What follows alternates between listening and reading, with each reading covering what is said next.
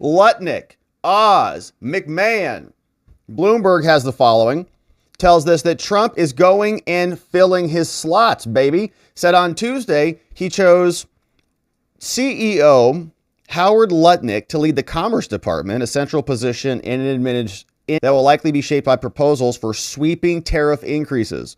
One of Trump's most prominent Wall Street supporters and co-chair of his transition, Lutnick has been a candidate to become the Treasury Secretary, a selection that he has yet to announce. He also picked Dr. Oz to lead the Centers for Medicare and Medicaid, and Oz came out and responded to this. He was dubbed America's Doctor on Oprah Winfrey's daytime show.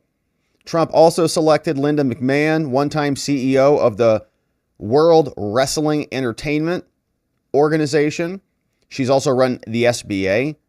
Now, as these were announced, VP-elect J.D. Vance was arranging meetings between Republican senators and Matt Gaetz. Oh, Trump's choice to become AG, as well as Pete Hegseth, whom he selected to run the Defense Department.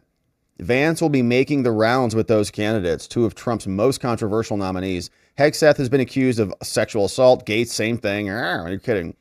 Trump's incoming administration is moving at an accelerated schedule in order to make good on getting key nominees confirmed immediately. They're not playing around.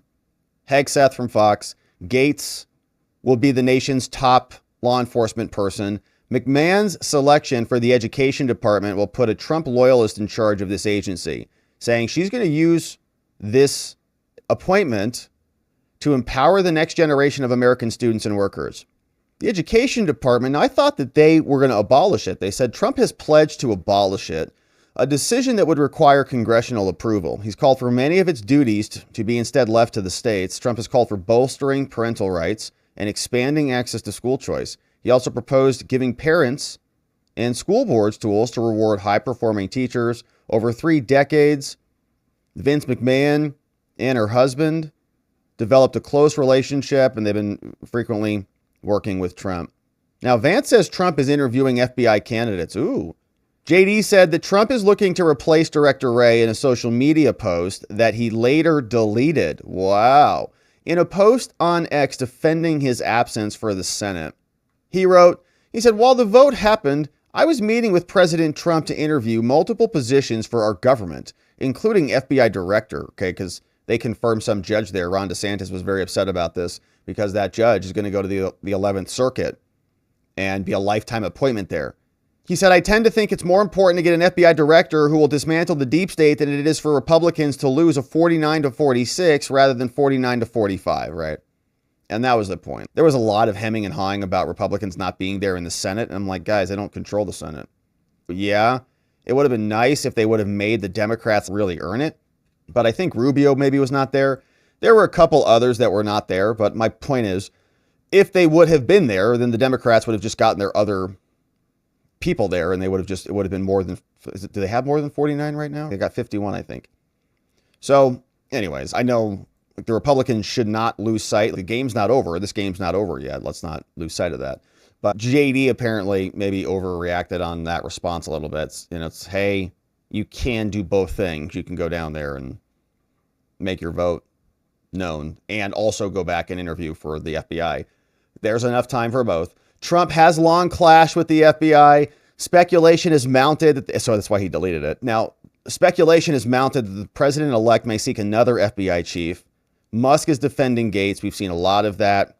And the ethics committee, I believe, is meeting this week. Yeah, so lots of activity out there.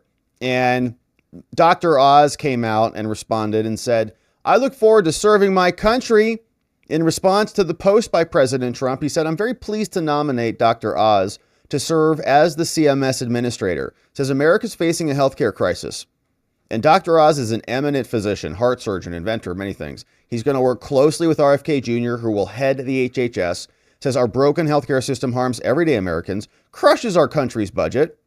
He's going to be incentivizing disease prevention. An ounce of prevention is worth a pound of cure, as they say. He's going to cut waste and fraud. He went to Harvard. Hopefully he wrote his own paperwork. He rose to become a professor of surgery at Columbia, has done a bunch of stuff, went on Oprah. All right. So Dr. Rose then lost to John Fetterman. All right. So anyways, he's coming back in. He'll be there as the CMS administrator. And another doctor who we've heard a lot about is Rand Paul, who's saying, yeah, it's time to delete entire agencies. Let's go. There are some departments that would be gone and you would not know it. The Department of Education, we've had it for 40 years. The scores of our students are worse. If it was gone tomorrow, it would not affect education, although it might help education because you'd have more local control of your schools. Can they do it all through executive action? Maybe not, but by pointing it out and ridiculing it and then doing what they can through executive action, I think we're going to draw a lot of attention to it, and maybe some of my colleagues will wake up. Let me ask you that. There are some departments. Yeah, we'll see. So we do hope that Rand Paul and the Republicans make some serious changes, because that's what the American people want. Enough with the giant bureaucracies. The Department of Education and these others failed institutions have to go. And Trump and Elon, Rand Paul and others working hard to make it happen. We're looking forward to it. So we got that.